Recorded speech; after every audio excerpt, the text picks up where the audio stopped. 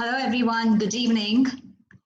While we wait for others to join in, please answer the poll questions. You'll see the poll questions on the screen soon.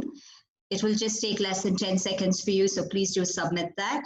Thank you very much for joining us on this webinar today. And while you submit the poll questions, let me introduce myself. I'm Sheila Tyagaraja, Director, Gen Next Education, based out of the Bangalore office. And joining me here and also extending a warm welcome to all of you are my colleagues, Mr. Ben, who's the Director of Partner Engagement, operating out of our Canada office, and Ms. Suman, Graduate Counselor, who works out of our Bangalore office. I know most of you who are attending this webinar know who we are and what we do. But for those who are new and have just registered with us, allow me to quickly present our organization, Gen Next Education. So we at Gen Next believe that getting an international education is a way to prepare you to function effectively in this global economy. So whether you spend a few weeks or several years studying abroad, the experience will transform you and most importantly, transform the way you think, right? So additionally, we believe that every student should have a global experience. So we are focused on providing students various opportunities to get that global experience as part of their academic career, whether it's a 6-week program or a 2-year degree. And to facilitate this, we provide free counseling support to students in their endeavor to acquire a global education.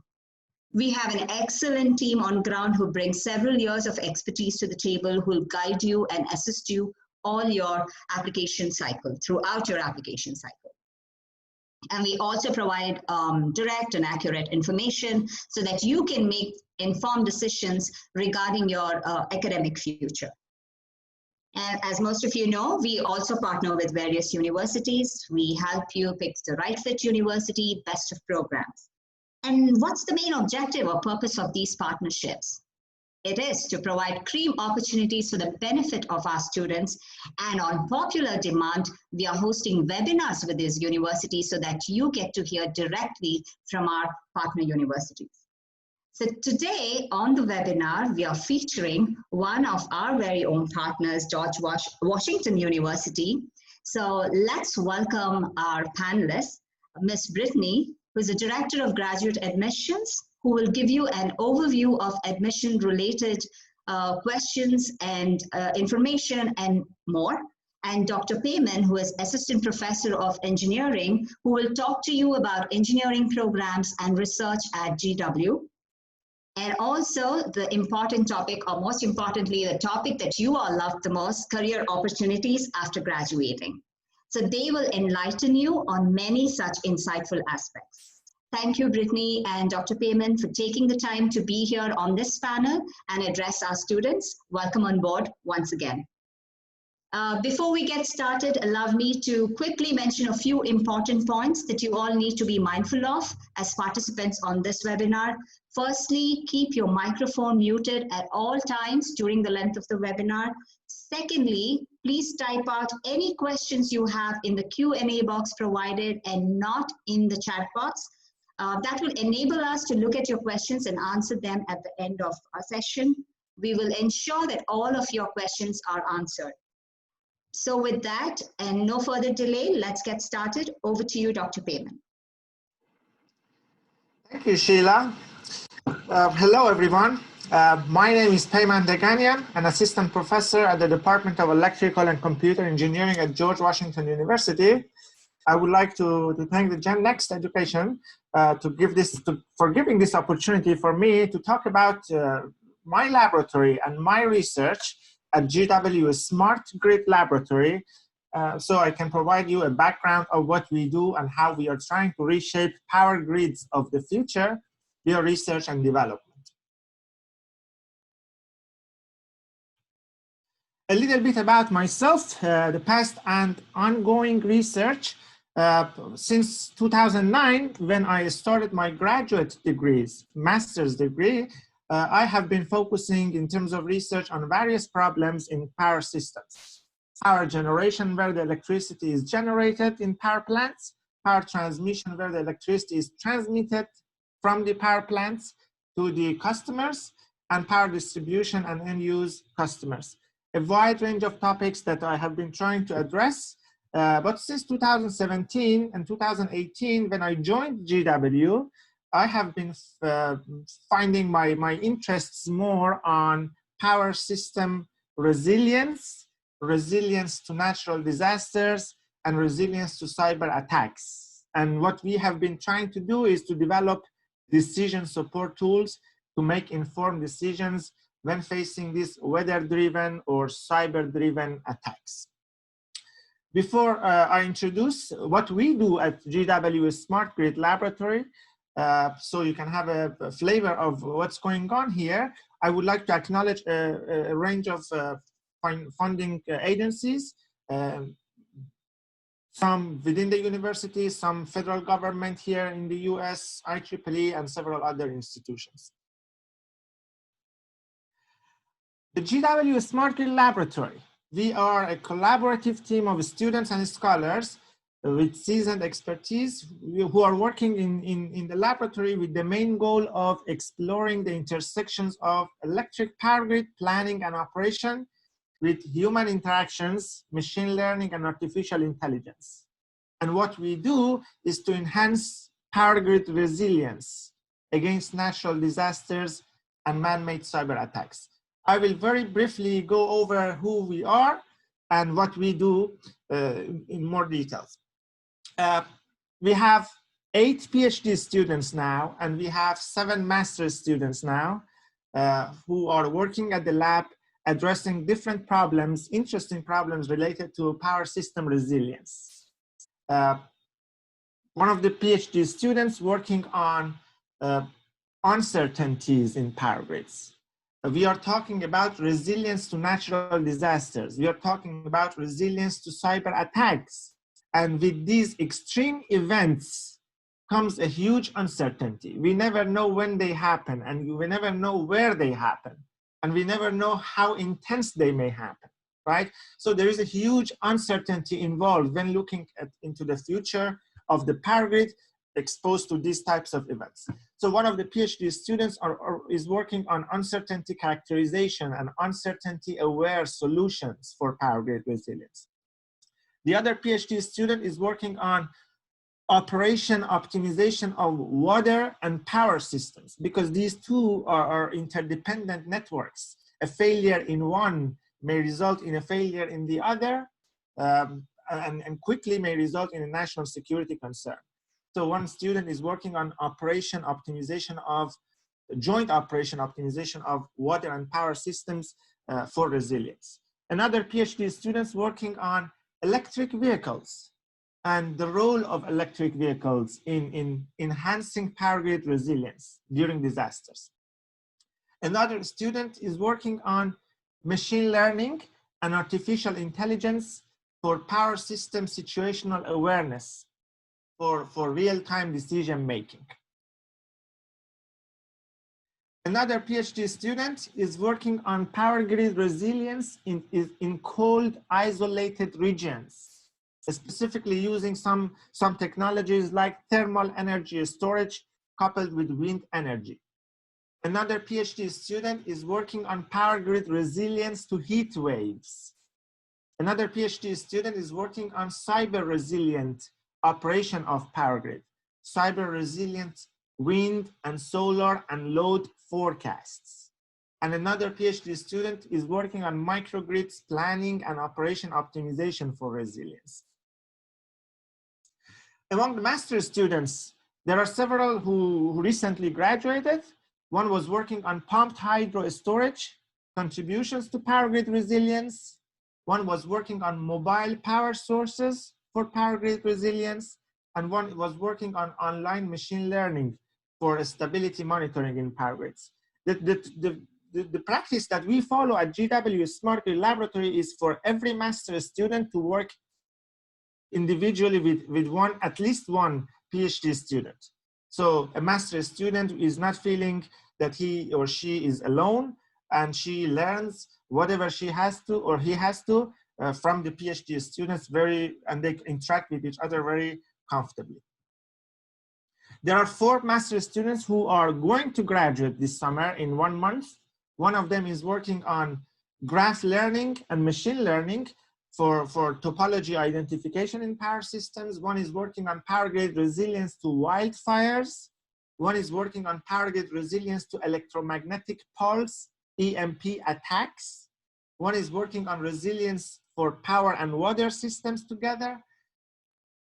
And we have a range of undergraduate students and visiting scholars from Italy and from China so far in the past 2 years who have been joining our laboratory and who have been helping us in some of the research topics that I introduced. As you could see, and the focus of our research at GW Smart Grid Laboratory is majorly on power systems, electric power grids, and its resilience to extremes. The extremes could be heat waves, it could be hurricanes, it could be earthquakes, it could be wildfires, it could be cyber attacks, it could be electromagnetic pulse, bombs or disturbances, and it could be solar storms, geomagnetic disturbances in the sun, storms in the sun that affects the power grid operation.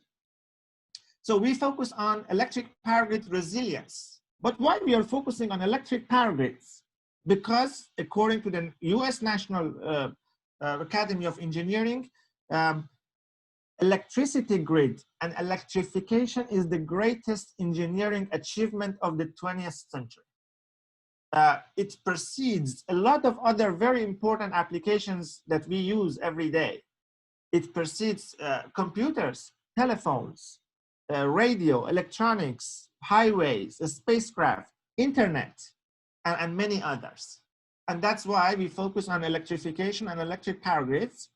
And well, you know that living without electricity is hard to imagine. Electricity grid has a critical role in our modern society. It drives and it's the backbone of many other systems and services, communications, water systems, banking and finance, transportation, emergency services, government services, oil and gas. They are all dependent on electricity.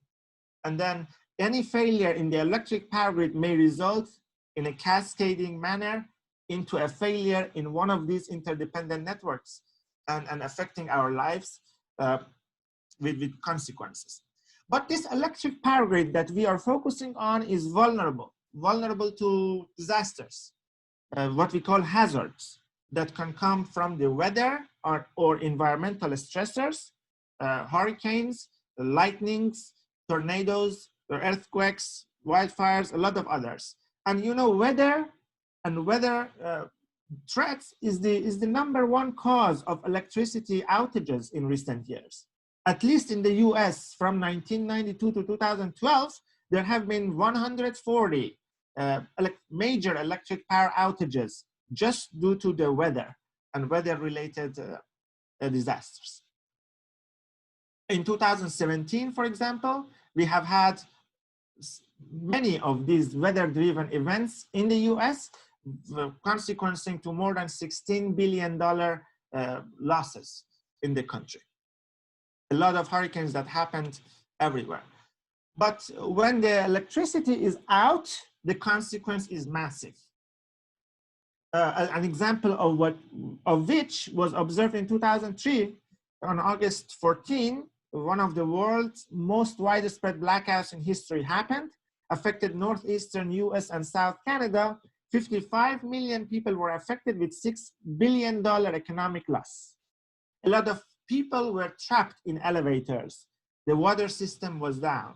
The metros and subway system was down. A lot of people lose their lives when the electricity is out for a long time, because a lot of people are in need of a specific healthcare at homes and not necessarily hospitals that they have emergency resources.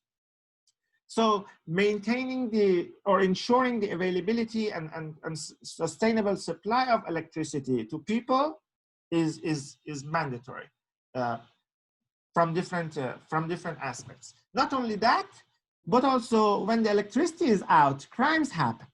There are low impact crimes like car robberies and cash robberies and robberies from people or ATMs or grocery stores and restaurants and pharmacies and gas stations.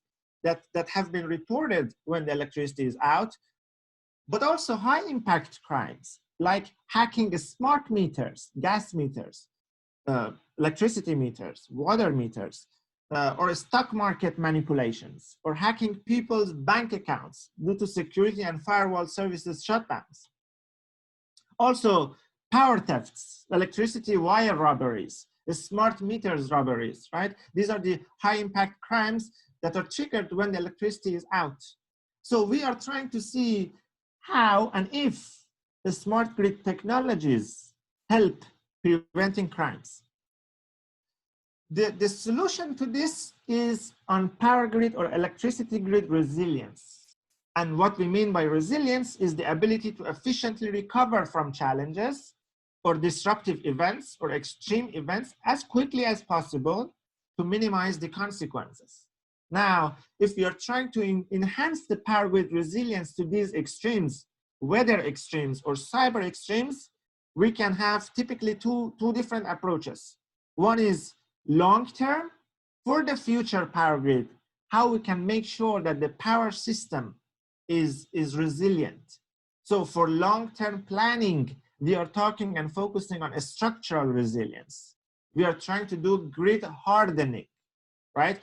How? With new investments, new reinforcements, timely maintenance and replacements of the existing infrastructure, allocation of other resources like energy storage units and distributed generations and microgrids. The other aspect is on the operation side. You know that a hurricane is coming tomorrow. You cannot plan for a long run. You cannot invest in a short period of time. You just have to deal with the system. And you just have to deal with the event that is coming tomorrow. So we are focusing on operational resilience. And what we can do is to get prepared and do mitigation and restoration plans. So these two, structural resilience and operational resilience, are the focus of our research at GW Smart Grid Laboratory. We are trying to answer two questions. One is, how can we accurately detect or foresee or prepare for a disruptive phenomenon and a consequent electricity outage? And how can we efficiently plan to mitigate or recover from the electricity outages if they happen? So at GW Smart Grid Laboratory, as you saw, we are focusing on modeling and simulations of weather-driven events, power grid resilience to weather disasters. We are focusing on generation system, transmission system, and distribution system resilience to weather disasters. And we are also focusing on cyber resilient electricity grids. Our efforts are toward instrumentation and laboratory implementation, data quality assessments and pattern recognitions, visualizations and decision support tools, and we hope that we can be a synchrophase research hub at GW Smart Grid Laboratory. Okay, so in order to just very briefly go through what we do very quickly on different problems that we are trying to address in GW Smart Grid Laboratory, I just need to emphasize that when an extreme event is going to happen, we have three different stages. One is before the event happens, when we can plan, when we can be risk prepared, and when we can do a structural resilience. And after the event has happened, we can do system response and recovery and post-event analysis. And then we can learn the lessons and we can do some adaptations to our planning and risk preparedness activities. So I will introduce you just a few problems on each of these domains so you get a better idea and a good flavor of what's going on in GW Smart Grid Laboratory to address these different time spans. One is on situational awareness in power grids, on online monitoring of the power grids. Well, the current landscape monitoring and operation and control in power grids are relying on sensors. There are so many sensors or measurement units across the grid that they measure something, the voltages and the currents and the phasors and a lot of things, and then they transfer these measurements to a central control center for monitoring and decision making, right? This paradigm is vulnerable because these sensors have to communicate with a central decision maker that may be in distance. And then the data that has to be communicated is vulnerable to communication delays, is vulnerable to communication failures, is vulnerable to potential cyber attacks. So when you are trying to make a decision at this central control center, your applications may be compromised because of these vulnerabilities, right? So the current sensors are sensing only devices. They only measure, and then you transfer the measurements to a central control center for decision making. So what we do is we try to introduce next generation sensors in Power Grid that are smart. We are transforming the paradigm from sensing only to sensing and actuating mechanisms. That means each of these sensors across the grid, they can not only sense, but also they can do some actions in a distributed fashion. So that is what we call distributed intelligence. That means these sensors do not really need to transfer all the data to a control center for a grid scale decision making or monitoring or control, but they have some analytics embedded. They have a brain inside a machine learning tool that can learn, can observe locally within a boundary, and then they can make decisions locally. So we call it smart measurement units that have several modules embedded: signal processing, online signal processing for feature extraction, pattern recognitions, and then online decisions based on machine learning for event detection and classification, and then adaptive measurements. This is how we are trying to achieve a distributed intelligence, so we can have a online situational awareness, event detection, and event classification with high fidelity measurements. We have tested these sensors, this new technology, in a variety of different events. Any types of faults or any types of events that may happen in power grids, including those rare or extreme events, the ones that we call high impact, low probability, very extreme events that are rare, but if they happen, they result in high impacts. For example, there is an event, the solar storm, the storms in the sun, geomagnetic disturbances. When they happen, there will be some geomagnetic effects on power grids that may induce some DC power flows in power grids and may have some consequences. And we are able to detect these types of events as well. This technology has been awarded in 2019 Department of Defense Tech Connect Innovation Award, and 2019 Department of Energy Silver Prize in Electricity Industry Technology and Practices Innovation Challenge. And in 2019, we have submitted a US patent application. And thanks to the students in GW Smart Grid Laboratory who made this achievement. Another topic that we are focusing on is massive wildfires and power grid resilience against wildfires. Wildfires have been recently observed commonplace in many places around the world. Canada, United States, California, Alaska, Chile, Brazil, Spain, Portugal, Russia, and South Africa, and Australia. And we have seen the news, right?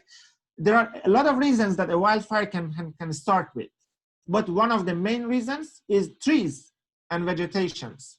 The trees that fall on power lines, and the power line that is broken, and the broken line that falls on the ground. And because you're talking about dried areas, then when the power line falls on the ground, a dry area, then it sparks and triggers a wildfire, right? So what they do, the utilities, in order to prevent a wildfire, when they know that it's going to be windy in the next couple of hours, they let the people know that they won't have electricity. So they shut the power grid down because they think that there will be wind. There may be a chance for these trees to fall on power lines. There will be a chance for power lines to be broken. And there may be a chance for power lines to fall, broken power lines to fall on the ground and start a wildfire. So what they do, they just shut off the electricity, shut down the electricity grid. So even if a power line is broken, there is no electricity in there. And when it falls down on the ground, nothing will happen, right? But this is not a good practice because well, a lot of people are in need of electricity, as I said, at homes. They are in need of healthcare that are driven by electricity. Not only this, but also when the wildfire starts, the smokes are there, and the smokes that affect a lot of people that are health vulnerable, right? So what we are trying to do, we are trying to develop some community in the loop solutions for resilience against wildfires. So we at GW Smart Grid Laboratory are trying to see how the sensors that we are developing can help detecting and preventing wildfires. How we can do that? Well, when a tree falls, when a tree falls on a line, power line, and the power line is broken, depending on the height, on how tall is that power line, and how long will it take for the broken line to fall on the ground. For example, 1 second, I guess, when a tree falls, 1 second it takes for the broken line to fall on the ground. And then we are trying to detect this event, breaking of a line, in less than 1 second. We are trying to detect it in 20 or 30 milliseconds. And we have a lot of time until 1 second reach and until this line falls really on the ground. So in that time span, we are trying to isolate, or we are trying to disconnect that line. So even if the line is broken and even if the line is down to the ground, there is no electricity already there. But this, we do not, with this technology, we do not need to shut down the grid ahead of time, but we can detect it right after it happens, very quickly. So when it falls on the ground, there is no fault, there is no potential for wildfire. So we at Smart Grid Laboratory is working on detection and prevention. And then we work with our faculty members and collaborators in School of Medicine and Health Sciences to identify the health vulnerable communities. And then with Department of Decision Sciences to try to see if a wildfire happened for whatever reason, and not with these trees, for whatever reason, if a wildfire happens, how we can try to deliver healthcare to health vulnerable communities, for example, via drones. We can deliver some healthcare via drones or other facilities. That is one aspect. The other research that we are focusing on is power grid resilience, and then solutions for resilience in a long run. How we can plan for future power grid that is more resilient. How we can provide solutions for solar energy and integrated with the storage technologies. Planning for the future is very challenging because you are talking about a very uncertain future, and you are talking about a very uncertain extreme event, high impact, low probability events. And when you are trying to plan, you need to invest for the future. And investing for something that may or may not happen in the future is very hard to justify. So we are trying to develop solutions and metrics for solar and energy and battery storage technologies to be integrated in power grids that can not only help the daily life of the grid and the daily operation of the grid for reliability purposes, but also they can serve as resources that can provide resilient services if they happen in the future. Another research that we are working on is power grid resilience against earthquakes. We focus on earthquake hazard characterization. We focus on seismic vulnerability of the power grid to the earthquakes. We focus on direct impacts of an earthquake on power grid, like some power grid equipment like generators or lines may fail by the earthquake. And we are also focusing on indirect impacts, like impacts of adjacent buildings that can collapse on electric infrastructure. And these items and these factors are all taken into account when we are analyzing power grid resilience to earthquakes. We are also focusing on power system resilience enhancement through mobile power sources. We are talking on mobile emergency generators or truck-mounted energy storage solutions that they can move, and then they can provide power to critical services if they need it, right? So how we can plan to pre-position, if we know that tomorrow is going to be a hurricane, how we can pre-position these mobile sources in the grid, and how we can plan for routing them, and how we can schedule their routing is a challenge.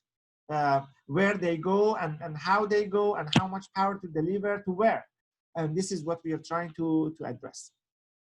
We also focus on power distribution system resilience enhancement using electric vehicles, how electric vehicles alone or when aggregated in charging stations or in parking lots can help providing some power to electricity grid when it needs. And one very recent topic that we have been trying to start analyzing is weathering the storms with engineered social media. We are trying to see if we can develop robust analytics for proactive information diffusion, a rapid technology that tries to understand and tries to engineer social media, and then how the data and how the information from social media, the social domain, can be mapped into a physical domain power grid, and how those data and information, when they mapped, can help a more resilient or more informed decisions for resilient operation of electric power grids. Well, several pictures on GW Smart Grid Laboratory, meetings and achievements and visitors, and some funds that we have together, monthly or every semester, and the birthdays and gatherings and Smart Grid Laboratory dinners. And we have a website, GW Smart Grid Laboratory, all details about the people involved in research, publications, the news, and the openings are available in smartgridlab.cs.gwu.edu. And more information is here, and feel free to contact us if you need further information. Thank you so much. And I think Brittany is here to continue the. Hi, yes, thank you. Actually, Payman, before we actually talk about my slides and about admissions processes and things, we have a couple of questions that students have that I think it would be helpful if you could answer right now. So first and foremost, we have a question from a student who is wondering, how easy is it to work with the professors? Do professors allow you to do your research individually, or do they walk you through different steps of the research? So could you maybe share a little bit about how you actually work with the PhD students and the MS students who are in your lab, so students kind of have a better idea of what that process is like? I see. So that's a very nice question. Well, typically the master's students who join our university, they are new, right? So there are two similar approaches that I have seen students typically take to approach me. One is they try to take the courses that I teach, right? And then they come to the classes and they do homeworks and they do exams, and during the class they ask questions and they ask for some individual meetings with me to discuss what we do at GW Smart Grid. They are specifically get interested in some of the topics that I teach in the class, and they show that interest to start a research project.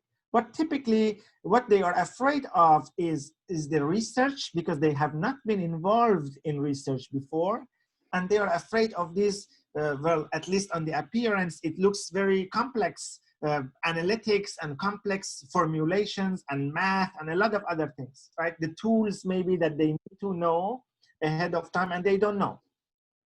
So what we do at GW Smart Grid Laboratory and how I get them involved, when a master's student show interest, either in my classes or either in the meetings that they ask to have with me individually, is, well, I first ask them to join our group meetings and then try to get to know different members of the group and what they do. For master students, in order to get them having a smoother start, I typically ask them to start some basic readings on the topics that they are more interested in. Then I have one PhD student also allocated to every master student who joins. So the master student really doesn't feel alone, because he or she may not know a lot of tools. But what we do at the Smart Grid Laboratory is we are trying to learn some tools. That tool may be an optimization tool, that tool may be a machine learning tool, and with that tool, we are trying to apply to a problem in power systems, and we are trying to solve it, right? So there is a need for a student to learn a tool, and there is a need for a student to learn about the problem, right? So for the tool, there are senior students who are already in the lab and they know many of these tools. So a master student, when he joins the lab, he has resources readily available to ask for how he can or she can get an easier learning of the tool that is needed. By reading several papers or several documents that are given to a student, he gets to know about the problem itself. And these two will be mapped to solve a challenge. So this is for a master's student. I haven't seen a master's student having a problem in my lab because of this strategy, being accompanied all the time by a PhD student, being helped as needed.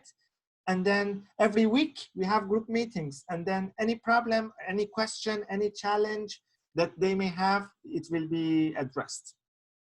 For a PhD student, it's a little bit different because PhD students are a little bit more comfortable with research. They have done some sort of research before. What they are not aware maybe, or they are looking forward to see, is a topic, a very timely topic that has that is very interesting to the public, because they are looking for graduation after a couple of years, and they're looking at the industry, and they're looking how that grows and what is needed maybe after 4 or 5 years of graduation out there.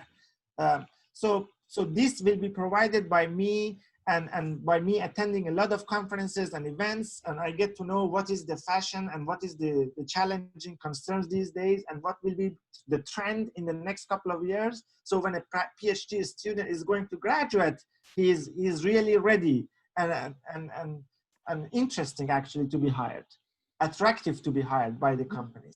Machine learning tools these days, optimization tools these days is very interesting. I always tell my students that these tools, optimization tools and machine learning tools, will be critical for your future. Well, when I graduated several years ago, nobody was talking about machine learning. But you will be graduating in the next couple of years, where the artificial intelligence and machine learning is out there everywhere. And if you don't have those skills, you may have a hard time of finding a job. So when trying to find a research problem, we are trying to get these students work around these tools that may be needed in the next couple of years when they are seeking for a job. And that's great and very helpful. Would you, actually, this segues nicely into the next question. Could you share some examples of what students who have graduated from your lab are doing now? Have some of them gone into academia, or have they pursued other careers? Well, I joined GW 2 years ago. Sure. Yeah, you probably haven't had too many students graduate yet.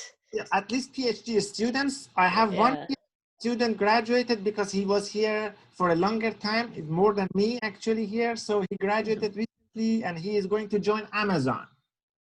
One PhD student, and there are 7 PhD students who are working now. Masters who graduated, yes, some of them, they were back to their countries because they have had jobs there. They have had sponsors there, and some of them are working in the US. Like at least one that I know is working on in American Electric Power, AEP company. Very good.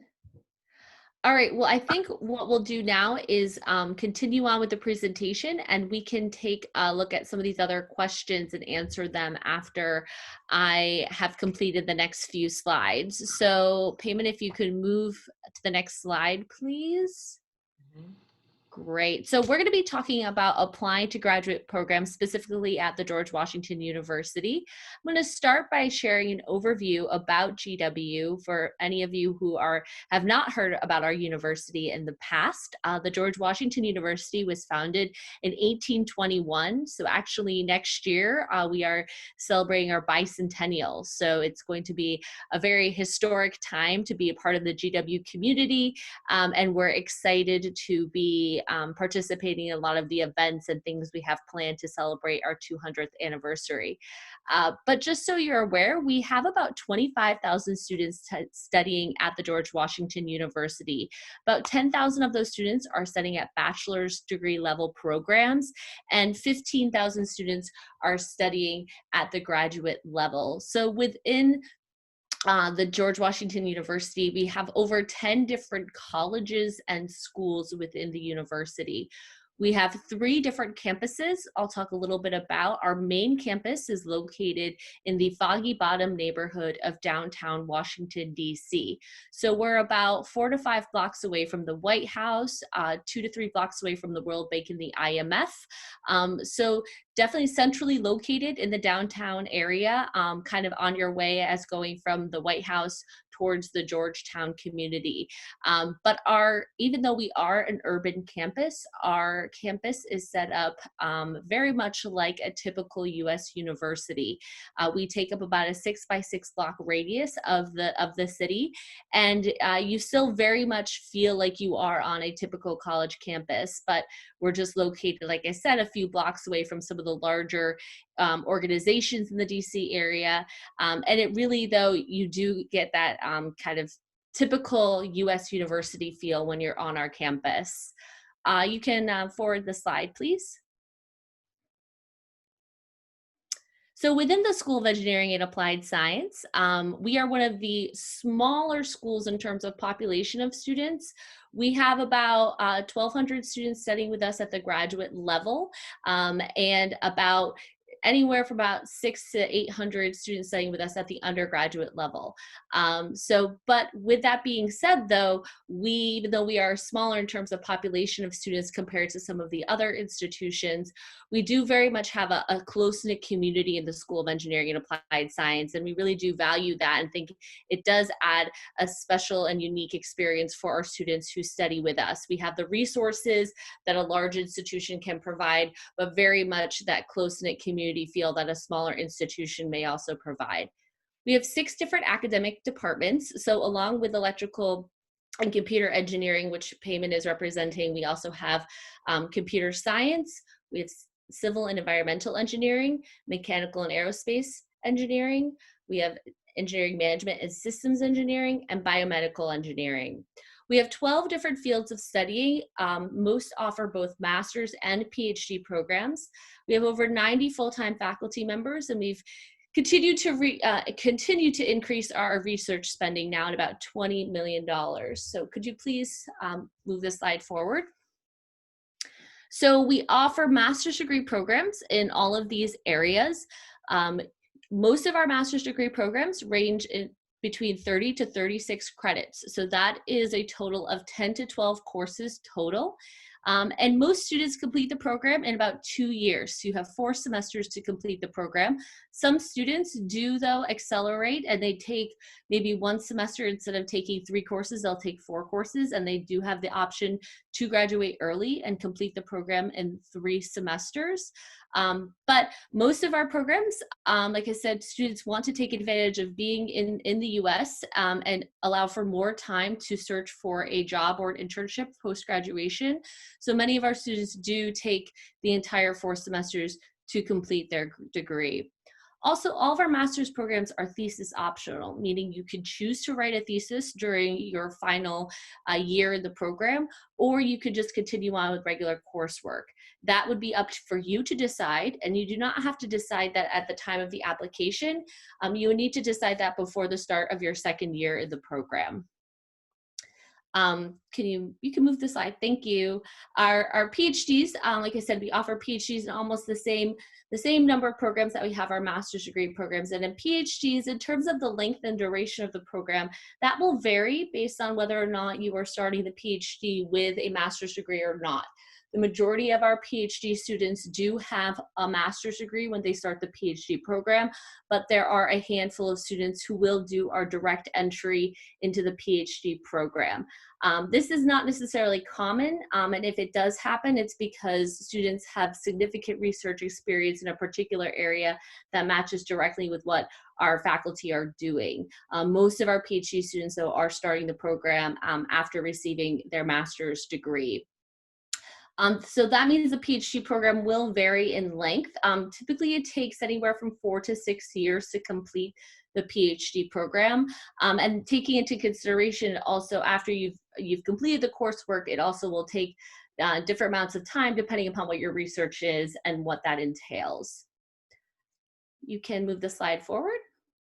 So these are some of our admissions requirements. So we have an online application process, and for anyone who has sat in on today's information session with us, please feel free to write down this waiver code. So we will be waiving the application fee for anyone who has attended this session. And when you go to submit the application, it'll ask if you'd like the waiver, and there'll be a text box that you can add this code into, and that notifies our staff that you participated in one of our online information sessions, and they will waive the $80 application fee for you. So we have an online application portal where you'll log in and create a username and a password, and you'll upload all the documents that are required into the portal. We do not need you to mail us any documents for the admissions process. We ask for everything to be uploaded into the portal prior to submitting your application, or you can email us any documents after you've already submitted the application. We do require students, especially from India, unfortunately still to submit TOEFL or IELTS or also Duolingo scores. The minimum scores required for those English language tests are going to be based off of the degree that you are seeking. Most of our programs, except our engineering management program, has an 80 minimum TOEFL score or IELTS of a 6.0. Our engineering management program, though, has a TOEFL minimum of a 90 or IELTS of a 6.5. We typically do require students to submit GRE scores, but the GRE was just decided last week that we are no longer requiring the GRE for anyone applying for spring 2021 at the master's level only. So if you are interested in pursuing your master's degree for this upcoming spring semester, we will not be requiring you to submit GRE scores in order for us to review your application for admission. We are, however, still requiring the GRE for any PhD applicants. We also require students to submit 2 letters of recommendation for our master's degree candidates and 3 for the PhD applicants. And there is a section in the online application where you can put the name and email address of your recommender, and they'll get an email with instructions on how to securely upload the letter into the system. So there's, again, no need for your recommenders to be mailing us any hard copies or any letters. We also ask for students to submit a statement of purpose, and we really encourage students to take this opportunity to really not just show us what you've done up until this point. You can show that to us in the resume or the CV that you are uploading into the system, but your statement of purpose is your opportunity to say what it is that you ultimately want to do, and how is it that attending this program at this institution will allow you to achieve those goals. Is it because you want to do research with a particular faculty member or in a particular lab? Make sure you list the name of that faculty member and that lab. Is it because you want to take particular courses under an area of focus? Make sure you list the name of those courses within your statement of purpose. Show us that you've done enough research that you know that this program is going to be a good fit for you and provide you with the resources and the skills that you need to do to achieve whatever goal it is that you want to do post-graduation. Again, I already mentioned, we also ask for you to include the resume or the CV, and that's where we can see what you've done up until this point in time. So you don't need to necessarily write all of that over in your statement of purpose, because we'll look at that on your resume. And then finally, we ask for you to submit transcripts or academic records. These can be unofficial for the application process. So you can take a scanned copy and upload them into the system. Or if you have an official PDF from an online portal that your institution may use where you can pull your grades from, that would also be accepted. You need to just make sure that there is your name and the actual name of the institution on the document. And also for students who've done a degree in India, we do require you to submit mark sheets for each of your semesters. Like I said, we have both a spring and a fall intake. So the deadline to apply for the spring semester is September 1st. And we have a much larger intake, though, typically for our fall semester. So our spring semester starts in about early January, and our fall semester starts typically at the end of August. So the deadline to apply for the upcoming kind of the next fall semester is January 15th. And Payman, you can move the slide forward. So we wanted to talk a little bit specifically about the guidance that we provide our students when it comes to career services. So we have the W. Scott Amy Career Services Center that works only with our students that are in graduate programs and master's in computer science programs. So it's a dedicated career services center that has a director with career coaches that provide our students with guidance starting from day one. They host a lot of different workshops throughout the year, and they'll do one-on-one meetings with our students to assist them with building their resume, building their LinkedIn profile, with cover letters. They also provide a lot of information about different job markets and the job search.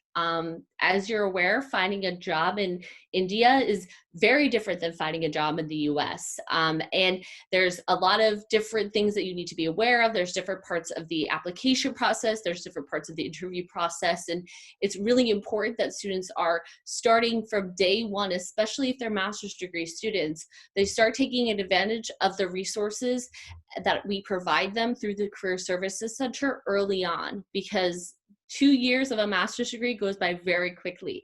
And we want students to start engaging with our Career Services Center during their first semester. So as they're getting ready to graduate, they're very prepared to do the job search. And that's what most of our students spend the last semester in their program doing, is a lot of job search and a lot of interviews in that process. So we also host employers on campus for different types of information sessions. We have 2 different career fairs throughout the year that are open to students in the entire university. And there's one specific STEM fair that is focused on employers looking for students that have been studying the science, technology, engineering, or math fields. And we also provide a lot of opportunities for professional development. There are special scholarship opportunities. If students are receiving internships that might be non-paid internships, they can apply for a scholarship or through the Career Services Center to maybe help them cover a little bit of the costs that might be associated with doing the internship. A lot of our students do internships in the summertime, and some of them do travel outside of the DC area into different parts of the US to participate in their internship. So there might be some money they can receive to help cover the relocation costs. And so there's a lot of support services that are provided for and resources for our students located through the Career Center. And here I've listed their email address as well as their website that I would encourage everyone to take a look at it. There's a ton of information on the website broken down by program of interest that students are interested in. And Payman, if you can move the slide forward. One example of the resources that we have they have these field of study sheets. And these are really helpful. They're broken down per program. So I've pulled the electrical engineering one just because knowing that we were going to be promoting more of our ECE programs today. But you can see they've done this breakdown. So even as a prospective student, you have access to all of this information. You can see when employers have hired students who have graduated from the School of Engineering. You can see what are the key skills and sample kinds of jobs or job titles that students who have graduated for our programs have gone into. And you can see some of the different career outcomes that were information that we have utilized from surveys of our graduate students from the past few years.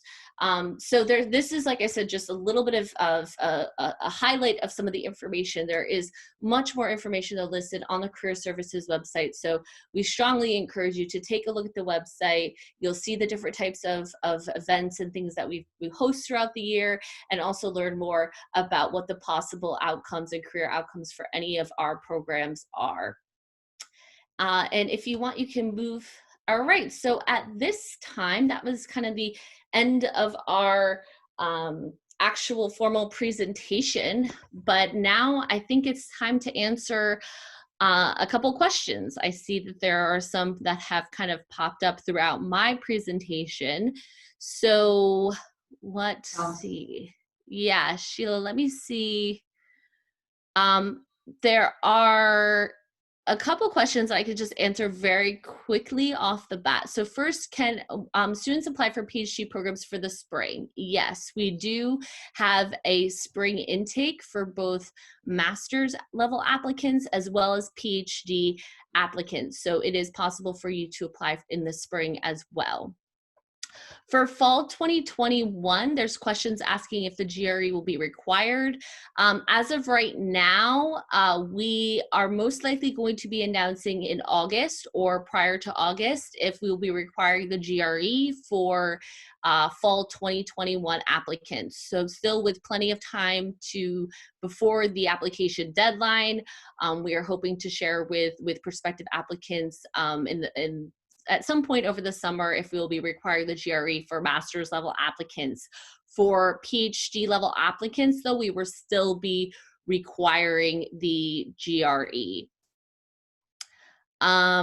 There's also a lot of questions about the current situation. Obviously, this is a very different year, not a typical year and not a typical fall semester that we are approaching. And it looks like we have some students who have been admitted on asking some questions, which are great. And I'll be able to give just a very brief overview of what the situation currently is right now. So last week, the university did announce that we will be opening our campus for the fall 2020 semester to allow some courses to be taught in person, but the School of Engineering and Applied Science a few weeks ago, prior to this, decided that all of the courses that we'll be teaching this fall 2020 semester are going to be at a high flex model, meaning that students, if there is the chance that a course might be offered in person, that students are not required to be in person to participate in the course. And if they are outside of the DC area, whether they're in a different part of the United States or in a different country, students will be able to fully participate in all of our courses through online, by engaging online for the fall 2020 semester. So we are allowing students who've been admitted to the fall 2020 with a couple of different options. They can consider starting through our Flex Start program, which we'll be making some big updates and changes to our website that has information about the Flex Start program. But really, that's just allowing any of our admitted students for the fall 2020 semester to start taking courses. They could take 1, 2, or 3 courses online with us for the fall semester, with the intention that they'll be joining us in person for the spring 2021 semester and for the remainder of their degree program. It is not required for students to opt in to starting online with us. Students will need to notify us by August 1st if they would like to participate in this Flex Start option.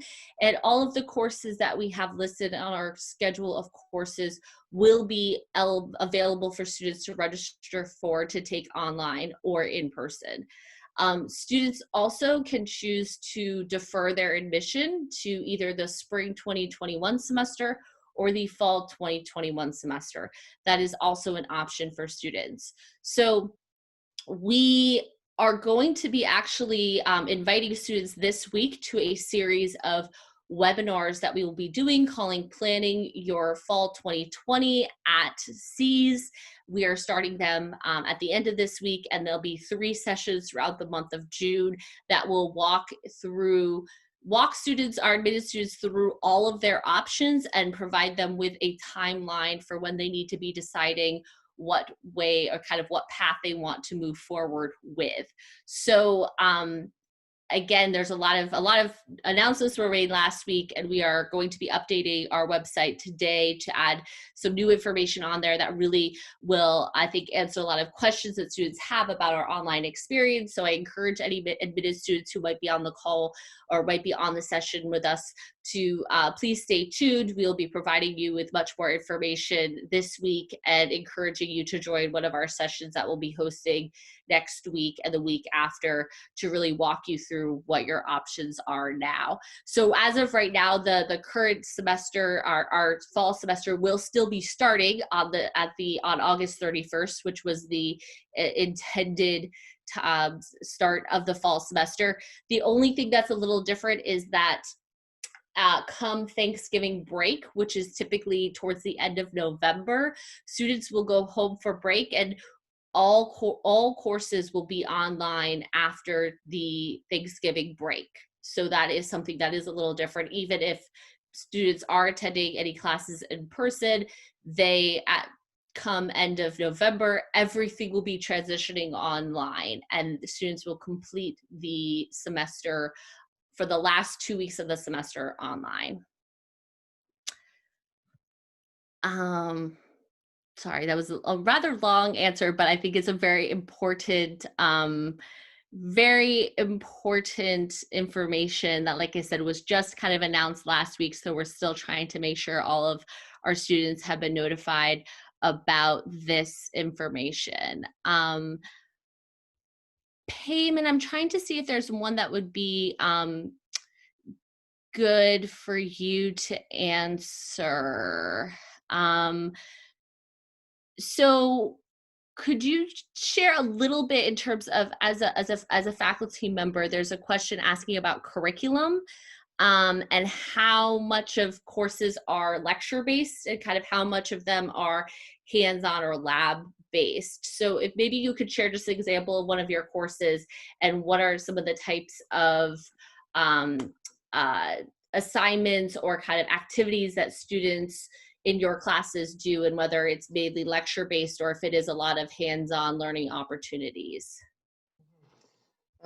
Well, I think at the graduate level, like master's and PhD, a lot of courses are lecture-based, but we have, depending on the domain, we have some domains and the students that are working on some lab assignments. For example, in nanotechnologies, that they have to be in the clean rooms and do some activities there. But in my area, power engineering and power systems, our courses are mostly lecture-based, but with some assignments that require software simulations. So we have laboratories here in campus that all PCs and computers are equipped with the power system software modules. They are installed there, and then the students have to get there and then have to get to know the software packages and practice those software packages and try to demonstrate or implement or respond to their assignment questions in the laboratory environment. So in my area, a lot of work are simulations and software packages that are available in laboratory computers, but not necessarily dealing with circuitry. This is mostly done in undergraduate courses. But I can attest that there are some domains in electrical and computer engineering, also mostly computer engineering and some electrical engineering fields more related to computer engineering, that they are doing things in the lab for their courses. Great. And also, could you share a little bit about what the academic community at GW is like? The academic community, well, we see a lot of undergraduate and graduate students in campus. And in that, well, you know, the university is an urban university. That means you are walking in downtown Washington, D.C., and you are seeing a lot of buildings that each represent an apartment or a school. So that's very interesting. When you get outside, you see different people of different backgrounds and different disciplines academically, that they have a chance to interact. The library that is located right there in the middle of all these academic institutions provide that platform for people and specifically students to interact with different backgrounds.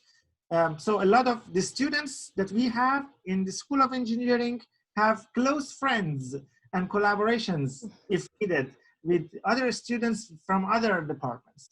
Like in my school, in my area, the students are easily finding friends in Department of Geography, and they try to apply the GIS-based whatever frameworks that they see interesting in power systems.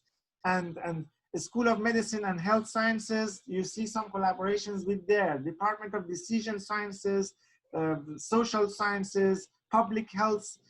So it's very, very interesting environment, different from the many other schools.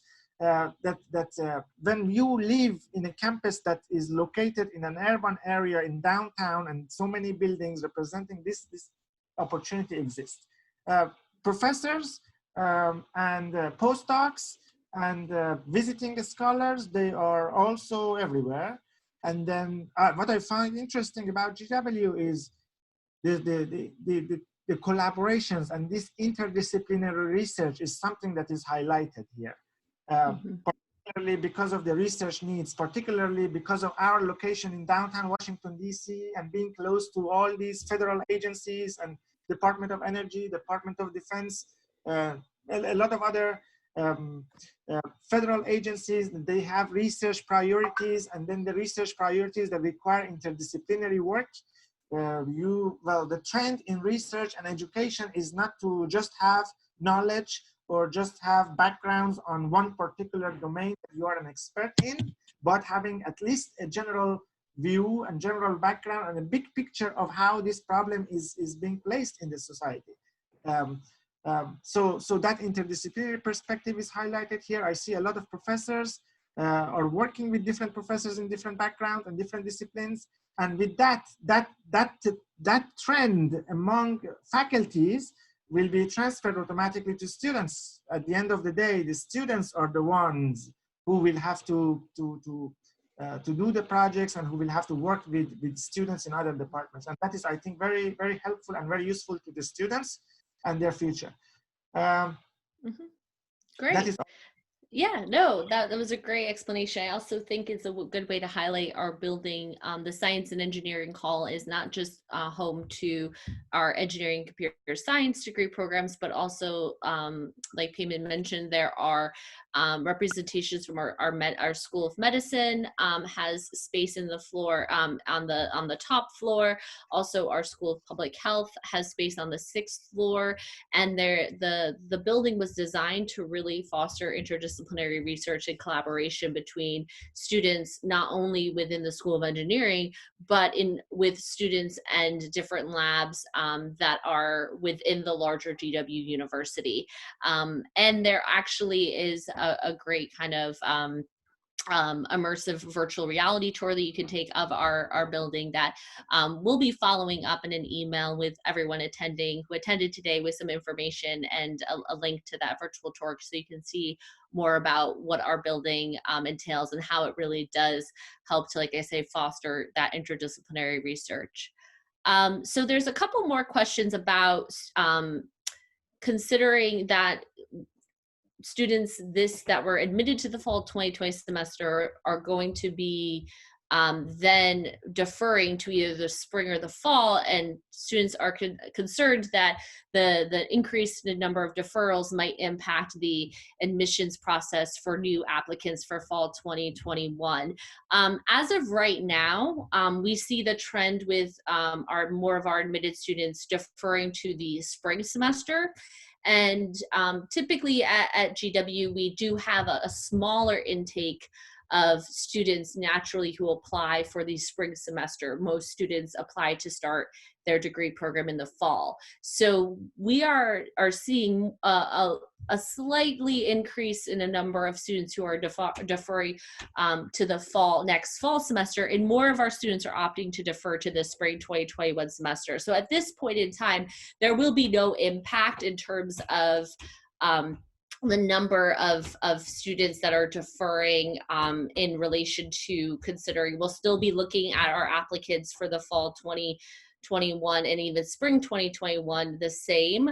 And there's this kind of it will allow me to answer questions about different types of scholarships that we do offer and funding opportunities. So we do offer merit-based scholarships at the master's level. These are, like I said, merit-based. So we're taking a look at your grades from your undergraduate experience. We're taking a look at your statement of purpose to making sure that GW is going to be a good fit for you and provide you with the skills and the resources you need to accomplish your goals.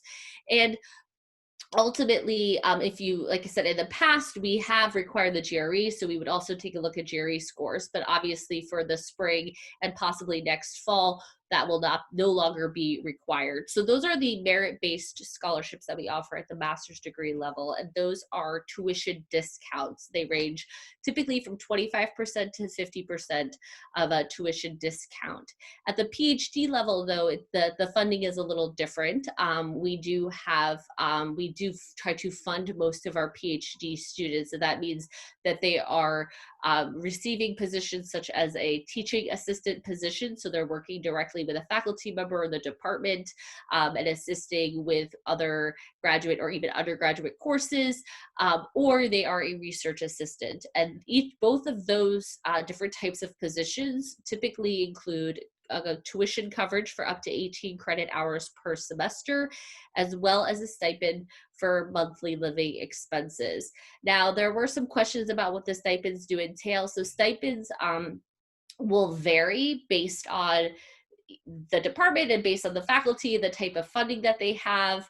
But typically speaking, I would say that I do get to see most of the award letters, and most of the stipends will be able to cover any kind of living accommodation you might have in the DC area. That's really going to vary on whether you are living in an apartment, where that apartment is located, if you have roommates or not.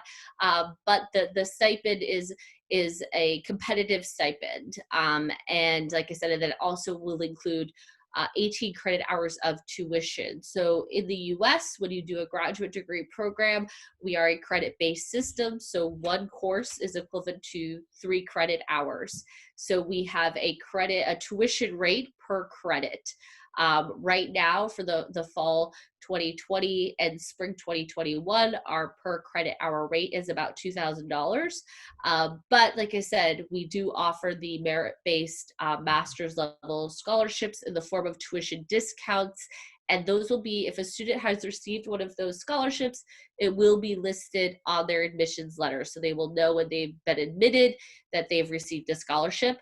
And there's no separate application for the scholarships. Your application to the degree program, we review all applicants for the scholarships that are available, and the PhD applicants are reviewed by the departments and specific different faculty members in the departments or different committees, and the different academic departments determine which students will be receiving research assistantships or teaching assistantships. So I think that answered quite a few of these questions that were asking about just fees in general. There is also a question about health insurance. I would, again, you will automatically be charged for health insurance because it's a part of the F1 student visa. You must have health insurance, but there's a way that you can opt out if you have applicable health insurance through your family or that is applicable in the US. So I think that you should really take a look and see what your options are in country and what might work in the US. If not, though, like I said, know that you will be able to have that option to opt in for the student insurance that is provided. let's see, we answered this one. I will be putting my contact information also in the general chat box.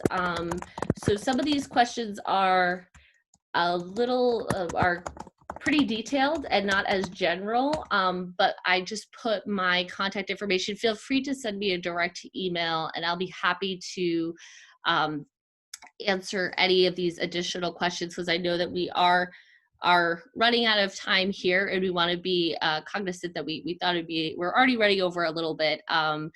But our data analytics program is a relatively new program. I think this is only the second, or it's actually only the third year that we have an intake. So we just recently have graduated our first batch of graduates from that program. And there is information, like I said, on our Career Services Center website, specifically about what those students have gone into doing and what the job prospects are for students in the data analytics field. Let's see.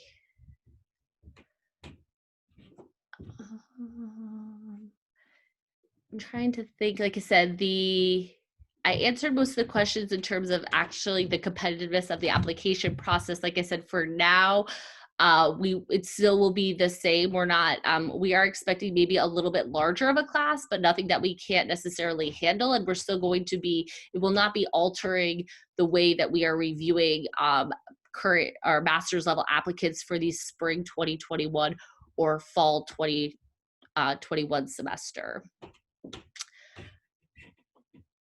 Let me see, there's some.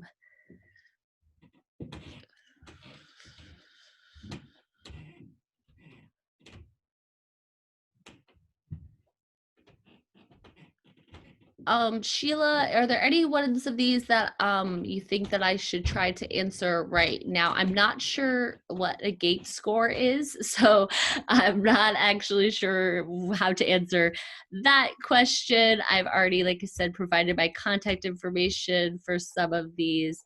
Like I said, some people are just, again, our fall semester typically starts at the end of August, specifically August 31st, and then our spring semester begins at the beginning of January, so beginning to mid-January typically. And so I think you've answered all of the questions and covered most of the questions, Brittany. Yeah. Most of the questions are similar. Mm-hmm. And as you said, I think students can definitely connect with you directly and ask any specific questions that they may have. Yes, definitely.